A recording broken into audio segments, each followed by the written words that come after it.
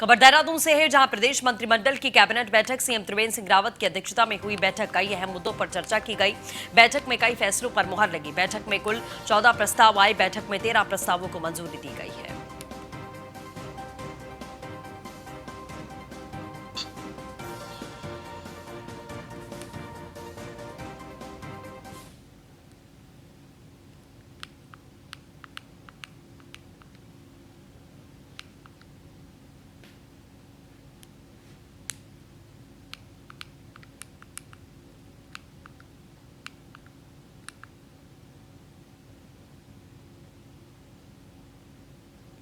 प्रदेश मंत्रिमंडल के प्रमुख फैसले क्या हैं, ये भी हम आपको विस्तार से बताते हैं। उत्तराखंड में यौन उत्पीड़न और अन्य अपराधों से पीड़ित महिलाओं को सरकार मुआवजा देगी। 23 से 25 सितंबर तक उत्तराखंड का विधानसभा सत्र होगा।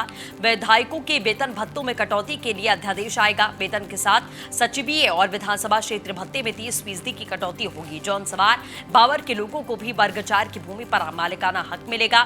सौंग और जमरानी बांध के लिए पीआईयू गठन को मंजूरी मिलेगी। 143 पदों का ढांचा मंजूर। 32 अन्य पदों को मंजूरी। 112 अतिरिक्त पदों के प्रस्ताव भी कैबिनेट ने मंजूर किए। हाईकोर्ट के सेवानिवृत्त मुख्य न्यायाधीश और न्यायाधीशों के सेवक और मिनिस्ट्रियल भत्ते में 7 साल बाद बढ़ोतरी। दोनों मदों में मुख्य न्यायाधीश को अब 30,000 और न्यायाधीशों को 25,000 रुपए का भत्ता मिलेगा। एचएनबी गढ़वाल चिकित्सा शिक्षा विश्वविद्यालय के कुलपति के कार्यकाल की अवधि 65 साल से बढ़ाकर 70 वर्ष की गई है। 14 बिंदु आए हैं। एक को हमने अगली कैबिनेट के लिए रखा है, 13 पर निर्णय लिया गया है। इसमें प्रमुख रूप से जो नैनीताल हाईकोर्ट के पूर्व न्यायाधीश और न्यायाधीश हैं, उनकी जो मिनिस्ट्रियल एवं सेवक भत्ते उसमें बढ़ोतरी के संबंध में था। एक जो हमारा हेमवती नंदन बहुगुणा चिकित्सा विश्वविद्यालय है, उसके कुलपति के कार्यकाल 65 से 70 वर्ष और वर्तमान कुलपति पर लागू होने के संबंध में था। इसी प्रकार राजस्व विभाग के अंतर्गत जो 143 धारा है, इसमें जो हमने निर्णय लिया है कि जो जौनसार भाबर में भी हम लोग इसको जारी करेंगे, जो एक पहले निर्णय लिया था। और जो हमारा इसी प्रकार से जो प्राधिकरण क्षेत्र में हमारा जहां हमारी योजना महायोजना है, उसके अंतर्गत 143 की आवश्यकता नहीं होगी। इसी प्रकार से जो ऋषिकेश एम्स के पास एक 1.43 एकड़ भूमि को हम एक न्यास ने हमसे मांगी है, जो फ्री में वहां रोगियों के अटेंडेंट इत्यादि को रखने की व्यवस्था। खबर देहरादून से, जहां पहाड़ पॉलिटिक्स में खींची तलवार। हरीश रावत त्रिवेंद्र सरकार पर हमलावर। ग्रीष्मकालीन राजधानी और प्राधिकरण मामले को लेकर निशाना साधा। लोगों की आकांक्षाओं की विधानसभा को सरकार ने कोरोना सेंटर बना दिया। प्राधिकरण के अस्तित्व में विषय में सोचने की जरूरत है। प्राधिकरण योजित विकास के लिए नासूर होकर कैंसर बन रहा है। प्राधिकरण गरीब तबके के लोगों को लूटने का एक माध्यम बना है। त्रिस्तरीय पंचायत को मनरेगा की ओढ़नी उड़ाकर सरकार अपना पल्ला झाड़ रही है। वॉइस करने जा रहे हैं, तो मैं इतना कहना चाह रहा हूँ कि बड़ी मेहरबान, बड़ी देर कर दी। आते आते 3.5 साल लगा दिए और ग्रीष्मकालीन राजधानी घोषित किए हुए 3 महीने हो गए। और इतना शर्मा रहे हैं कि आपने ग्रीष्मकालीन राजधानी के बोर्ड तक वहाँ नहीं लगाए हैं, गैरसैंण में और भराड़ीसैंण में। और जिस विधानसभा को हमने यहाँ के लोगों की आकांक्षा की विधानसभा बनाया, उसको आपने कोरोना सेंटर बना दिया। जो प्राधिकरण है, ये उत्तराखंड के जो नियोजित विकास है उसके लिए एक नासूर हो गया है। और ये कैंसर के रूप में डेवलप हो, भ्रष्टाचार के कैंसर के रूप में डेवलप हो, उससे पहले इन प्राधिकरण के अस्तित्व के विषय में एक बार फिर से सोचने की आवश्यकता है। राज्य सरकार जिला योजना को खत्म कर रही है। तो हरीश रावत त्रिवेंद्र सरकार पर हमलावर दिखाई दिए हैं, आपने साफ तौर पर सुना। ग्रीष्मकालीन राजधानी और प्राधिकरण मामले को लेकर सरकार पर निशाना साधा है।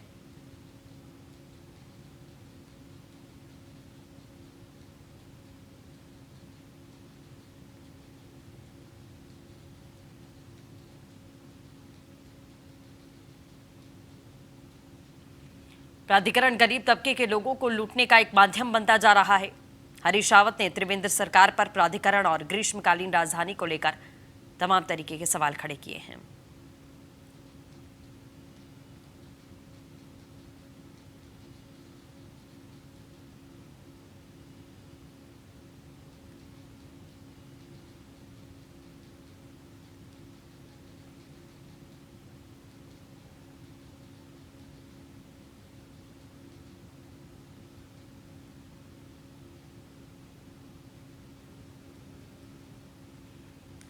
तो प्राधिकरण गरीब तबके के लोगों को लूटने के लिए उसका माध्यम बनता जा रहा है। ये लगातार हम आपको बताते रहे हैं। त्रिस्तरीय पंचायत को लेकर सवाल।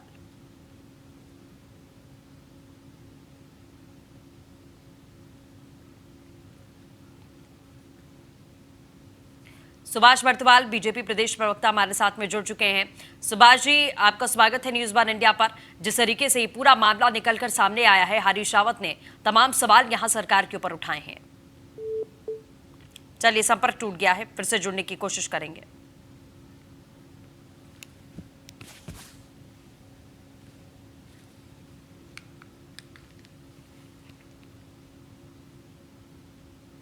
तो देहरादून से खबर आपको लगातार हम बता रहे हैं। पहाड़ पॉलिटिक्स में एक बार फिर से तलवार खिंचती हुई दिखाई दे रही है। हरीश रावत त्रिवेंद्र सरकार पर हमलावर।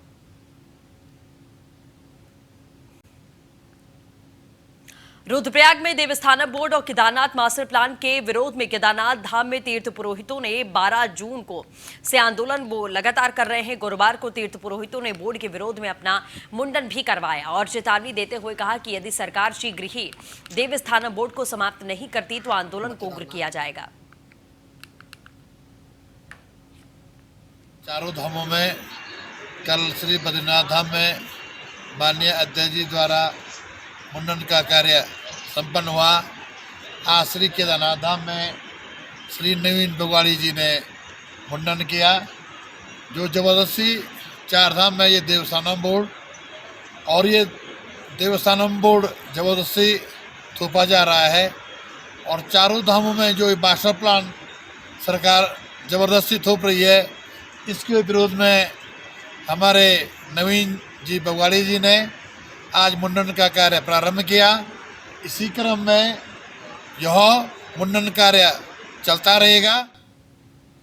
देहरादून से खबर है, जहां कई इलाकों में भरा बरसाती पानी लोगों के लिए मुसीबत का सबब बना है। आपको बता दें, मैदानी क्षेत्रों में बरसाती पानी आफत बन चुकी है। टीचर्स कॉलोनी गोविंदगढ़ 2 दिनों से मौत के साए में जीने को मजबूर हैं लोग। स्थानीय लोगों का कहना है कि पिछली बरसात में भी ऐसे ही हालात थे, लेकिन स्थानीय नेताओं और प्रशासन के द्वारा सिर्फ मौके पर आकर आश्वासन देने के लिए कुछ नहीं होगा। अगर इसका समाधान जल्द नहीं किया गया तो सभी स्थानीय लोग खुद इसका समाधान करने के लिए पीछे से आ रहे नाले को ब्लॉक कर देंगे।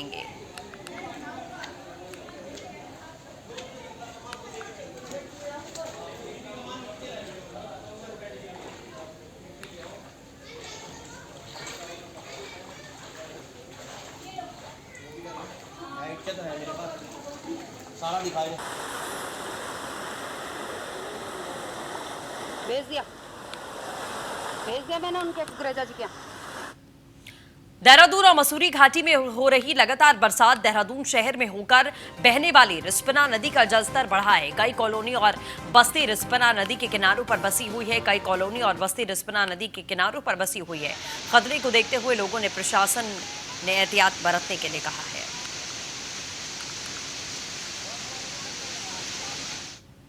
तो पहाड़ पर पानी से एक बार फिर से हालात बिगड़ते हुए नजर आए हैं। आपको बता दें, जनपद पिथौरागढ़ के धारचूला और मुंसियारी में हो रही बारिश ने बागेश्वर में भी हाल बिगाड़ दिया है। देहरादून में भी बरसात हो रही है, बाकी जनपदों में भी बादल छाए हुए हैं। तो वहीं बारिश ने बिगाड़ा चारधाम यात्रा का मार्ग। ये भी हम आपको बता दें, ऋषिकेश बद्रीनाथ मार्ग चमोली जिले के लामबगढ़ पागलनाला और भनेर पानी छिनका काली मंदिर तोता घाटी के मलबा आने के कारण बंद हुआ है। लिंक मार्ग गोपेश्वर पोखरी हापला मंडल धोबीधार भी बंद है। टनकपुर घाट राष्ट्रीय राजमार्ग धौंसवाला के मध्य मलबा के आने के कारण बंद है। पिथौरागढ़ में मुंसवारी मदकोट मार्ग जौलजीबी मदकोट मार्ग तवाघाट पांगला मार्ग तवाघाट सुबला मार्ग थल मुंसियारी मार्ग मलबा आने से बंद है। चंपावत में टनकपुर चंपावत मार्ग पर मलबा आने से बंद है। रुद्रप्रयाग में केदारनाथ राजमार्ग गौरीकुंड में भी अवरुद्ध हुआ है।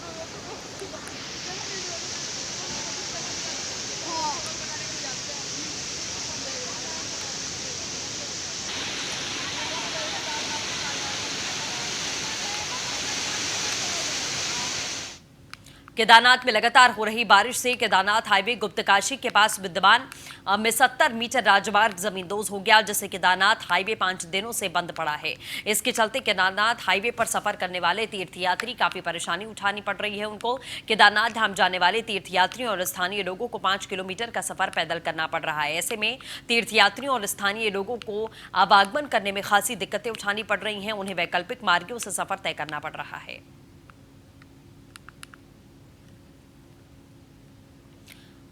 जौनपुर ब्लॉक मुख्यालय त्यूण के पर्यटक स्थल देवलसारी में हरेला अभियान चलाया गया। इस शुभ अवसर पर मुख्य अतिथि के रूप में वन पंचायत सलाहकार परिषद राज्य मंत्री वीरेंद्र सिंह बिष्ट मौजूद रहे। इस दौरान उन्होंने पौधारोपण किया, साथ ही मनरेगा के माध्यम से वन पंचायतों में विकास कार्य किए जाने के निर्देश दिए। वहीं इस अवसर पर वन पंचायत सरपंचों ने अपने 9 सूत्रीय मांग पत्र का ज्ञापन भी राज्य मंत्री वीरेंद्र सिंह बिष्ट को सौंपा, जिसको लेकर राज्य मंत्री ने मांगों के समाधान का आश्वासन दिया है।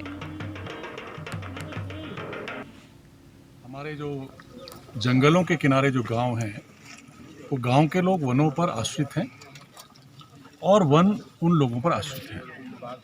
हमारे जो वन हैं और वनों को देखने वाले जो लोग हैं, वन सरपंच हैं और हमारा जो वन विभाग है, ये मिलकर जंगलों का संरक्षण और संवर्धन करता है और दोनों बेहतर तरीके से काम भी कर रहे हैं। वन पंचायतों में जिस तरीके से विकास होना चाहिए था राज्य बनने के बाद, वो उस तरीके से विकास नहीं देखा जा रहा है। निश्चित रूप से हमारे वन पंचायत सरपंचों में निराशा है। हम उनके अंदर उत्साह पैदा करने के लिए आए हैं, जोश भरने के लिए आए हैं और विश्वास दिलाने के लिए आए हैं कि माननीय मुख्यमंत्री त्रिवेंद्र सिंह रावत जी ने आपके लिए विकास योजनाएं भविष्य में निर्धारित की हैं और हमारे वन पंचायतों के माध्यम से ही हमारे गाँवों का पलायन रुक सकता है। वन विभाग के आरओ अनिल जोशी ने बताया कि आजकल लगातार हो रही बरसात के कारण सांपों का निकलना आम बात हो गई है। आबादी वाले इलाके में भारी अजगर का रेस्क्यू किया गया।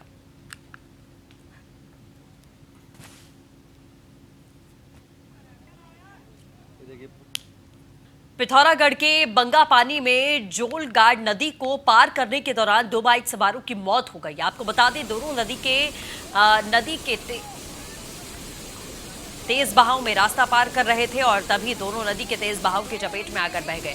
सूचना मिलने पर मौके पर पहुंची एसडीआरएफ ने रेस्क्यू करके दोनों को बचाया। घटना में एक बाइक सवार की मौत हो गई और वहीं एक को हॉस्पिटल में भर्ती किया गया है। मृतक बाइक सवार आईटीबीपी का जवान था।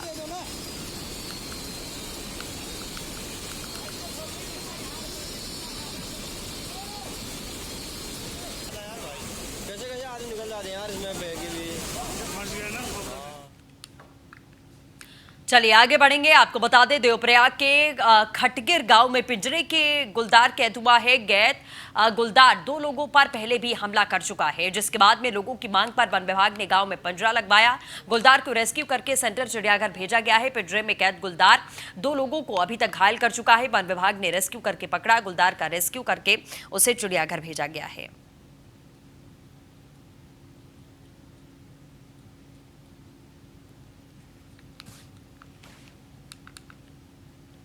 टिहरी में स्वतंत्रता दिवस पूर्व सफाई अभियान चलाया जा रहा है। आपको बता दें, सफाई अभियान मंगेश घड़ियाल ने कोतवाली के पास में चलवाया है। इस दौरान मंगेश घड़ियाल ने कहा कि जगह जगह कूड़ा फेंकेंगे तो बीमारियां फैलेंगी। साथ ही उन्होंने नगरपालिका सिस्टम पर सख्ती से कार्य करने के निर्देश दिए। अभियान में नगरपालिका अध्यक्ष सीमा, कृषाली बोर्ड सभासद विजय कठौत, अधिशासी अधिकारी राजेंद्र सिंह, सजवान अधिशासी अभियंता के स्नेगी, ARTO, पुलिस उपाध्यक्ष और कई विभागीय अधिकारी मौके पर मौजूद रहे।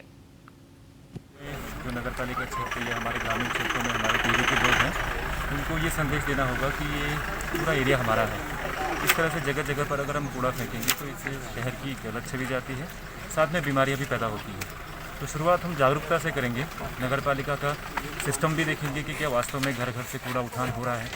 अगर घर घर से कूड़ा उठान नहीं हो रहा है, उसको सुदृढ़ करने की आवश्यकता है। उसके पश्चात भी अगर लोग कूड़ा डालते हैं खुले में, तो तब इसमें दंडात्मक कार्यवाही की जाएगी। यहाँ पर क्योंकि पूरी सरकारी कॉलोनी है, अधिकतर सरकारी कर्मचारी हैं, हम लोग यह भी निश्चित करेंगे कि जो भी व्यक्ति सरकारी कॉलोनी में रहता है और अगर कूड़ा नगर पालिका को नहीं देता है, तो उसका आवंटन निरस्त करने की प्रक्रिया हम लोग शुरू करेंगे।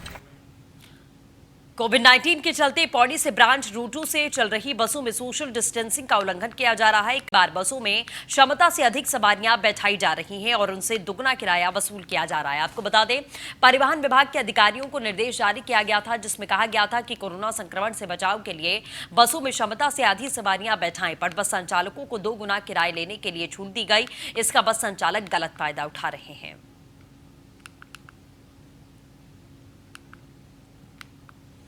कोरोना ने रुड़की की सब्जी मंडी को भी अपनी चपेट में लिया है। मंडी समिति में 11 पल्लेदार और 2 आढ़ती कोरोना पॉजिटिव पाए गए थे, जिसके बाद से प्रशासन में हड़कंप मचा हुआ है। रुड़की ज्वाइंट मजिस्ट्रेट और स्वास्थ्य विभाग की टीम ने मंडी पहुंचकर 4 दिन के लिए मंडी को बंद कराते हुए पूरे मंडी परिसर को सैनिटाइज कराने का कार्य शुरू किया। तब तक मंडी का कार्य बाहर से ही संचालित किया जा रहा है।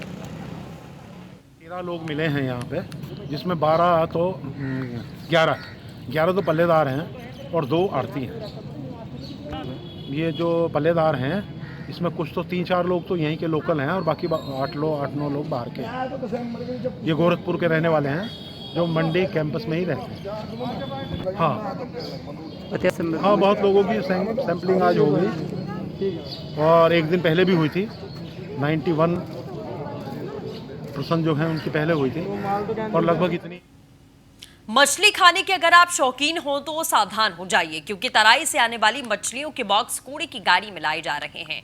आपको बता दें, नैनीताल शहर का कूड़ा हल्द्वानी भेजा जाता है, उसी कूड़े की गाड़ी में मछलियां लाई जाती हैं। चिकित्सकों का मानना है कि ये मछलियां स्वास्थ्य के लिए खतरनाक साबित हो सकती हैं। और कूड़े की गाड़ी में अगर कोई ऐसा खाने वाली सामान आती है तो वो चांसेस है कि बहुत सारे इन्फेक्शन हो सकता हो, जैसे आपका पीलिया है, टाइफाइड है या फूड पॉइजन है। तो वैसे भी कोरोना काल में भी बहुत ये रहता है कि कोरोना का संक्रमण ज़्यादा न फैल जाए। बिल्कुल, क्योंकि जो हमारे खाद्य सामग्री है वो उसके कूड़े के जो इन्फेक्शन के जो कांटेक्ट में आ जाएंगे, तो चांसेस है कि जितने लोग इसमें कांटेक्ट पे है या जो लोग खा रहे हैं तो कोरोना के चांसेस। 1.5 साल की मासूम को रोती बिलखते छोड़ महिला ने अपने प्रेमी के साथ में जहर सेवन करके अपनी जीवन लीला को त्याग दिया। दिनेशपुर रामबाग गांव के रहने वाली पूनम का विवाह 3 साल पहले दिनेशपुर वार्ड नंबर 1 निवासी दूरजो के साथ में हुआ था। दूरजो अपनी पत्नी को साथ लेकर दिल्ली में काम करता था, लेकिन उसकी पत्नी के साथ आए दिन अनबन होती रहती थी। इसी बीच दोनों से एक पुत्र भी हुआ, जो इस समय 1.5 साल का है। इसी बीच उसका प्रेम प्रसंग गाँव के ही रहने वाले राहुल मंडल से हो गया, जो अभी अविवाहित था। घटना हमें प्रातःकाल हमारे गांव के ही लोगों का फ़ोन आया कि माँ साहब ऐसी बात घटना घट गई। मैं भी गया हूँ, जाके देखा लड़का तो पूरा अचेत, क्या उनका है ही नहीं, एकदम पूरा डेथ हो चुका था। लड़की जो है किसी तरह से सांस ले रही थी, अचेत पड़ी हुई थी। फिर इतने में तुरंत जो है 108 फ़ोन किया गया। 2 सिपाही वहाँ खड़ी थी। सिपाही वालों से बोला कि सिपाही वाले होती है एग्रीकल्चर का, वो जो है उन्होंने सेवन किया। सेवन करने का लड़का तो शायद ये, मुझे तो लगता है जो बॉडी को देखकर ये करीबन नहीं तो 9-10 बजे ये लोग ये दवाई सेवन की है।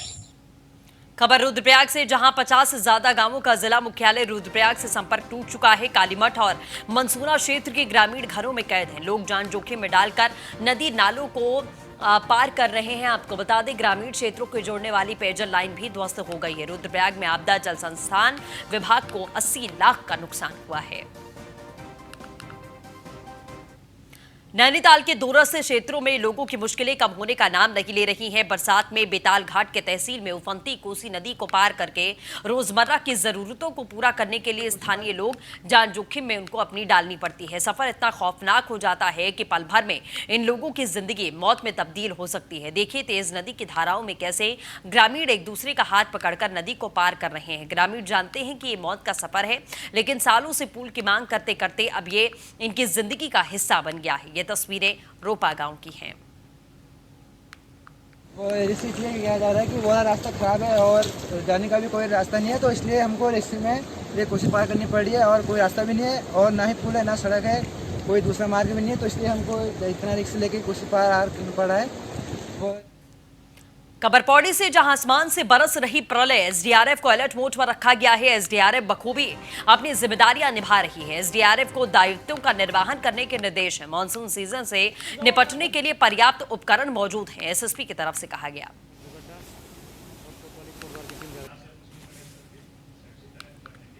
बारिश का भी ज़्यादा हमको पहले ही इन्फॉर्मेशन मिल जाता है, आज हेवी रेन है, सो उसमें हमने सभी को निर्देश कर देते हैं एंड सभी लोग अलर्ट रहते हैं। उसमें थाने में एक टीम भी अलर्ट रहते हैं एंड हमारे पास सभी डिजास्टर इक्विपमेंट में है, सो सबको निर्देशित किया गया है कहीं भी कुछ भी घटनाएं हो जाए तो तुरंत ही वहाँ पहुँचे। एंड इसके अलावा हमारा fire service and SDRF team भी यहाँ पर है, उनको भी हमने निर्देशित किया गया है कोई भी घटनाएं होने पर तुरंत ही मौके पर। खबर मसूरी से है, जहां तेज बरसात से जनजीवन पूरी तरीके से अस्त व्यस्त हो चुका है। मलिंगार टिहरी बस स्टैंड के पास में भारी भूस्खलन हुआ है। स्टैंड के पास भारी भूस्खलन से मार्ग बाधित हुआ है। मौसम विभाग ने अलर्ट जारी किया है। मसूरी जिला प्रशासन ने भी अलर्ट किया है। 13 और 14 को उत्तराखंड के पहाड़ी क्षेत्रों में भारी बारिश की चेतावनी, संबंधित अधिकारियों को अलर्ट पर रहने के निर्देश दिए गए हैं।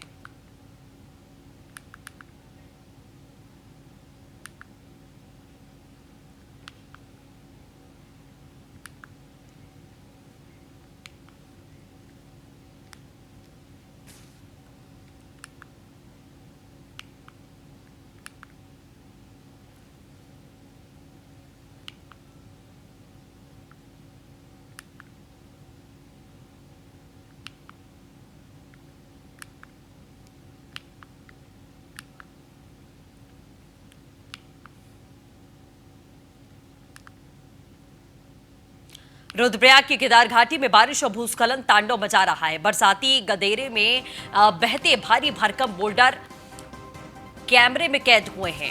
गदेरे में बह रहे बोल्डर इतने बड़े हैं कि द्वितीय केदार के रूप में विश्व विख्यात मदमहेश्वर धाम को जोड़ने वाली ऊखीमठ रासी मोटर मार्ग का एक बड़ा हिस्सा भी अपने साथ बहा कर ले गए।